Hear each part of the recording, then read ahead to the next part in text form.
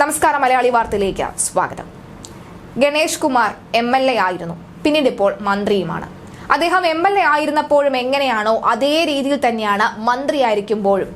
അതിന് ഏറ്റവും ഉത്തമ ഉദാഹരണമായിരുന്നു കഴിഞ്ഞ ദിവസം ഉണ്ടായ ഒരു സംഭവം.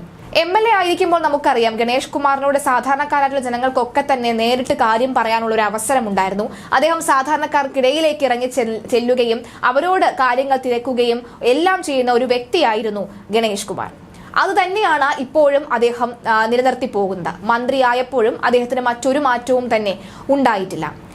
കഴിഞ്ഞ ദിവസം അദ്ദേഹം പുന്നല എന്ന ഒരു ഗ്രാമത്തിൽ ചെന്നിരുന്നു. അത് മറ്റൊരിടത്തുമല്ല, അദ്ദേഹത്തിന് തന്നെ കൊല്ലം ജില്ലയിലെ പത്രാപുരത്തിന് 7 കിലോമീറ്റർ അകലെ സ്ഥിതി ചെയ്യുന്ന ഒരു ഗ്രാമമാണ് ഈ പുന്നല.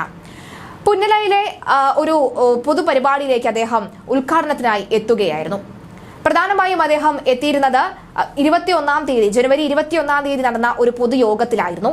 അത് ക്യാൻസർ ബോധവൽക്കരണ ക്യാമ്പിന്റെ സംസ്ഥാനതല ഉദ്ഘാടനത്തിനായിരുന്നു അദ്ദേഹം എത്തിയിരുന്നത്.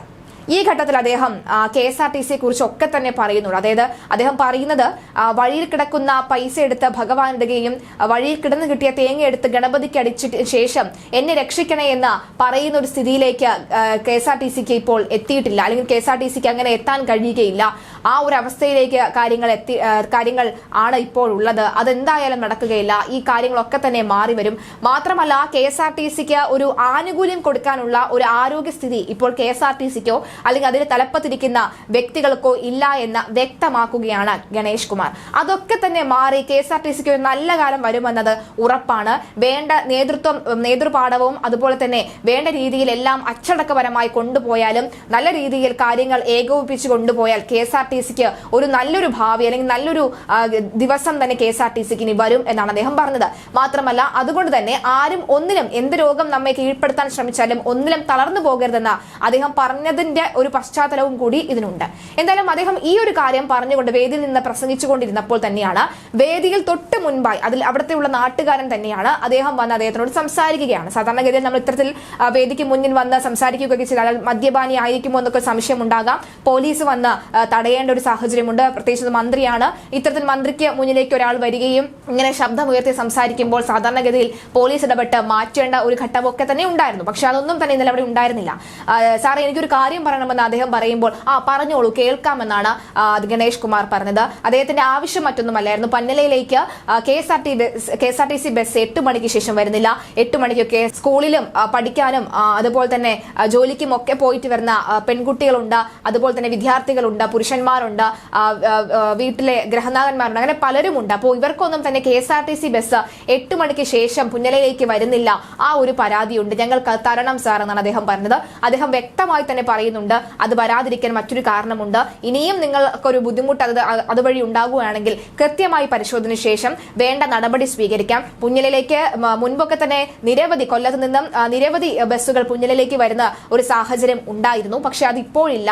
അതിന്റെ പല സാഹചര്യം എന്താണെന്ന് ഇവിടുത്തെ നാട്ടുകാർക്ക് തന്നെ അറിയാം. പക്ഷെ വേണ്ട കാര്യങ്ങൾ പഠിച്ചതിന് ശേഷം വേണ്ട നടപടി സ്വീകരിക്കുമെന്നായിരുന്നു ഗണേഷ് കുമാർ പറഞ്ഞത്. എന്തായാലും ഗണേഷ് കുമാറിന്റെ വാക്കുകൾ ഇങ്ങനെയാണ്. നമുക്കൊരു ആനുകൂല്യം പ്രഖ്യാപിക്കാൻ പറ്റുന്ന ഒരു ആരോഗ്യസ്ഥിതിയിലല്ല KSRTCയും അതിൻ്റെ ചുമതല വഹിക്കുന്ന ഞാനും.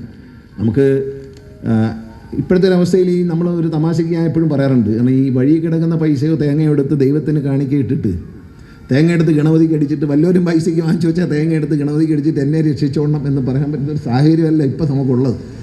പക്ഷേ അതൊക്കെ മാറും. നിങ്ങളൊക്കെ പ്രാർത്ഥിക്കുകയും നിങ്ങളെയൊക്കെ ഒരു അനുഗ്രഹവും ദൈവത്തിൻ്റെ കൃപയുണ്ടെങ്കിൽ അതൊക്കെ മാറും.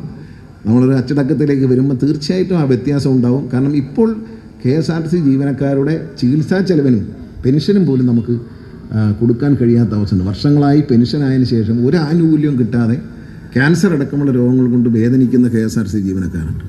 അവരെ കാര്യങ്ങളിൽ എങ്ങനെയെങ്കിലും ഒരു ചെറിയ പരിഹാരം ഉണ്ടാക്കണമെന്ന് മുഖ്യമന്ത്രി വളരെ നിർബന്ധമായി എന്നോട് പറഞ്ഞിരിക്കുകയാണ്. അതുകൊണ്ടാണ് ഞാൻ ഒന്നും പ്രഖ്യാപിക്കാത്തത്.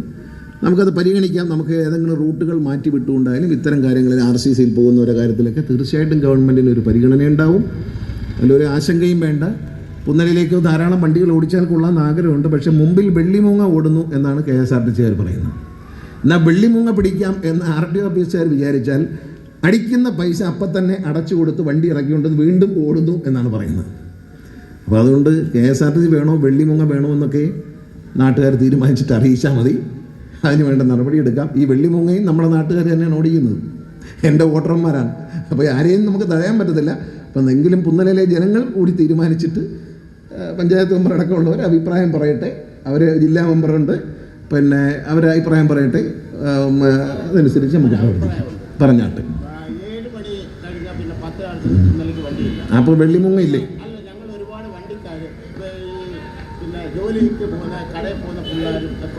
അതൊക്കെ നമുക്ക് നോക്കാം. ഈ വെള്ളിമുങ്ങ എന്ന് ഒഴിവാക്കി തരാൻ ഞാൻ റെഡി ചെയ്ത് നോക്കാം.